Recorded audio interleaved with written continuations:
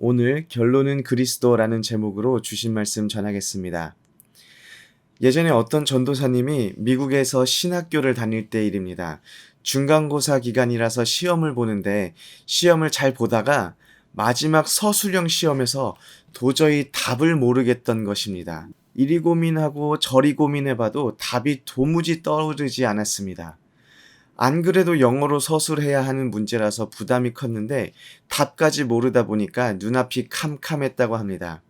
자포자기하는 심정으로 이런 답을 적었습니다. 내가 이 문제의 답은 모르지만 감자 키우는 법은 잘 알고 있습니다. 그래서 감자 키우는 법에 대해서 적겠습니다. 그리고 영어로 답을 해야 하는 시험지에 한글로 빽빽하게 한 페이지를 감자 키우는 것에 대해서 아주 자세하게 적어냈습니다. 교수님은 제목만 감자 키우는 법이라고 써 있고 내용은 한글로 되어 있는 시험지를 보고 당황했지만 그래도 한 특정 분야에 이 정도로 전문적인 것을 높게 평가해서 패스할 수 있는 점수를 주었다고 합니다. 아마 이쯤 되면 이게 황전도사 이야기겠구나 생각하시겠지만 저의 이야기가 아닙니다. 그런데 저도 비슷한 일이 있었습니다. 학부 때 기독교 상담학 시험을 보다가 도저히 모르는 문제가 나왔습니다. 감자 키우는 법을 써냈던 전도사님의 그 말이 기억이 나서 저도 그 시험지에 당당하게 이렇게 적었습니다. 이 문제에 대한 답은 모르지만 이 수업에 대해서 내가 아는 것이 많습니다. 그리곤 수업 시간에 배웠던 것들을 막 적어 나가기 시작했습니다. 교수님이 했던 중요한 말들을 막 한 장 가득하게 적어 나갔습니다. 그 시험지를 보면서 스스로 이 정도 정성이면 그리고 이 정도까지 했으면 뭐라도 받을 수 있겠다 하고 만족하면서 시험지를 제출했는데 저는 빵점을 맞았습니다. 나름대로 지식도 있었고 수업에 대한 열정도 있었지만 그것은 결정적으로 교수님이 원하는 답이 아니었기 때문입니다. 문제에 맞는 올바른 지식이 아니었기 때문에 문제를 열심히 풀면 풀수록 정답과는 점점 멀어지게 되는 것이지요. 오늘 본문에서 이스라엘을 향한 사도 바울의 깊은 마음을 엿볼 수가 있습니다. 이스라엘을 향한 사도 바울의 마음은 그들을 구원하는 것이었습니다. 2절에 이스라엘의 문제를 찾아볼 수 있는데 그들은 하나님께 열심히 있었으나 올바른 지식에 따른 것이 아니라고 사도 바울이 이야기하고 있습니다. 사도 바울도 이스라엘 백성들이 하나님을 향한 열심이 있다는 사실은 인정하고 있습니다. 이스라엘 백성들이 율법대로 살기 위해서 얼마나 열심이었겠습니까? 지금도 정통 유대인들은 율법을 지키기 위해 부단히 노력하며 살아가고 있습니다. 아주 철저한 유대인들은 안식일을 올바로 지키기 위해서 안식일 예배 드릴 때 전등 스위치를 켜고 끄는 일을 하는 죄를 범할까봐 사람을 사서 그 일을 시킬 정도로 여전히 그들이 믿고 있는 일에 열심을 가지고 있습니다. 그런데 이렇게 열심히 있는 이스라엘 백성들이 방황하는 이유는 열심만으로는 부족하기 때문입니다. 올바른 지식이 있어야 합니다. 3절을 보면 하나님의 의를 모르고 자기의 의를 세우려고 힘써 하나님의 의에 복종하지 아니하였느니라 라고 기록되어 있습니다. 하나님의 의, 즉 우리의 노력이 아니라 하나님께 받은 은혜를 말하고 있는데요. 이것을 모르고 의로움을 세우기 위해서 하나님과의 바른 관계를 거부하며 살아가고 있다라는 말입니다. 그런데 여기서 의문이 있습니다. 지식이 없는 것, 이스라엘의 무지가 어째서 책망을 받아야 하는 일인가 하는 것입니다. 왜냐하면 모르는 것은 죄가 아니지 않습니까? 그런데 하나님께서는 이스라엘 백성들에게 아주 오래전부터 올바른 지식, 즉 예수 그리스도에 대해서 끊임없이 선지자들을 통해서 알리고 또 알려왔습니다. 심지어 요한복음을 보면 예수님께서도 스스로가 구원자임을 끊임없이 알리시고 표적을 통해 보이셨습니다. 이스라엘 백성들은 충분히 그들의 무지를 해결할 수 있는 방법이 있었지만 그들은 그냥 무지한 채로 있는 것을 선택했습니다. 여전히 율법에 묶여서 율법을 붙잡고 있는 이스라엘 백성들에게 사도 바울은 4절에 그리스도는 모든 믿는 자에게 의를 이루기 위하여 율법의 마침이 되시니라 라고 말하고 있습니다.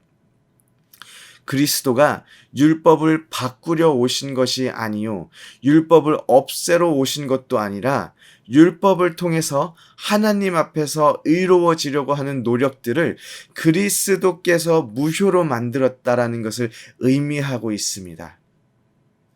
오직 예수 그리스도만이 우리를 하나님 앞에서 의롭게 합니다. 사도 바울은 신명기 말씀을 인용합니다. 신명기 30장 12절에서 14절을 보면 하늘에 있는 것이 아니니 내가 이르기를 누가 우리를 위하여 하늘에 올라가 그의 명령을 우리에게로 가지고 와서 우리에게 들려 행하게 하려 할 것이 아니요 이것이 바다 밖에 있는 것이 아니니 내가 이르기를 누가 우리를 위하여 바다를 건너가서 그의 말씀을 우리에게로 가지고 와서 우리에게 들려 행하게 하려 할 것도 아니라 오직 그의 말씀은 내게 매우 가까워서 내 입에 있으며 내 마음에 있은즉 내가 이를 행할 수 있느니라 라고 기록되어 있습니다. 오늘 로마서 6절 7절에도 이렇게 기록되어 있습니다. 믿음으로 말미암는 의는 이같이 말하되 내 마음에 누가 하늘에 올라가겠느냐 하지 말라 하니 올라가겠느냐 함은 그리스도를 모셔 내리려는 것이요 즉 이미 이 땅에 내려오신 그리스도로 인하여 그리스도를 모셔오려고 하늘에 올라갈 필요가 없다라는 것입니다. 또한 무저갱에 내려가겠느냐 하지 말라 하니 내려가겠느냐 함은 그리스도를 죽은 자 가운데서 모셔 올리려는 것이라. 역시 이미 죽은 자 가운데서 그리스도께서 살아나셨기 때문에 무저갱에 내려가지 말라는 것입니다. 다시 말해서 우리가 하나님 앞에 의로움을 얻기 위해 무엇을 노력하거나 무엇을 할 필요가 없음을 사도 바울이 말하고 있는 것입니다. 이미 그리스도께서 모든 것을 이루어 주셨기 때문입니다. 오늘 말씀을 듣고 있는 성도님들은 사실 하나님의 율법을 잘 모르시는 분들이 대부분일 것입니다. 사도 바울이 이스라엘 백성들에게 율법이 아니라 예수 그리스도의 복음이라 라고 강조했는데 대부분의 성도님들은 이스라엘 백성들이 지키려고 수고하고 애쓰던 율법보다 오히려 예수 그리스도에 대한 이야기나 설교를 훨씬 더 많이 들으셨을 것입니다. 그래서 어쩌면 오늘 사도 바울의 이 편지가 그리 크게 마음에 와닿지 않을 수도 있습니다. 그럼에도 불구하고 오늘 우리가 읽은 사도 바울의 로마서 말씀을 통하여 우리가 붙잡아야 하는 말씀은 무엇일까요? 오늘 하루를 살아내야 하는 말씀은 무엇일까요? 사도 바울이 우리에게 보여주고 있는 화살표의 그 끝을 찾아가다 보면은 모두 예수 그리스도로 향하고 있습니다. 율법이 아닙니다. 행위도 아닙니다. 우리가 가진 능력도 아닙니다. 우리의 착한 성품도 아니고 오직 예수 그리스도입니다. 우리의 구원은 예수 그리스도입니다. 우리가 열심을 내야 하는 이유도 예수 그리스도입니다. 우리의 올바른 지식의 근원도 예수 그리스도입니다. 이것이 우리가 이 세상 속에서 살아가야 하는 이유이며 또 살아가야 하는 방법입니다. 미련해 보일 수도 있습니다. 때로는 타협하지 않아야 해서 편협해 보일 수도 있습니다. 알고도 손해를 봐야 하기 때문에 답답해 보일 수도 있습니다. 시대에 뒤떨어진 사람처럼 새로운 문화에 적응하지 못하는 그런 사람처럼 보일 수도 있습니다. 그럼에도 여전히 우리는 예수 그리스도로 살아갑니다.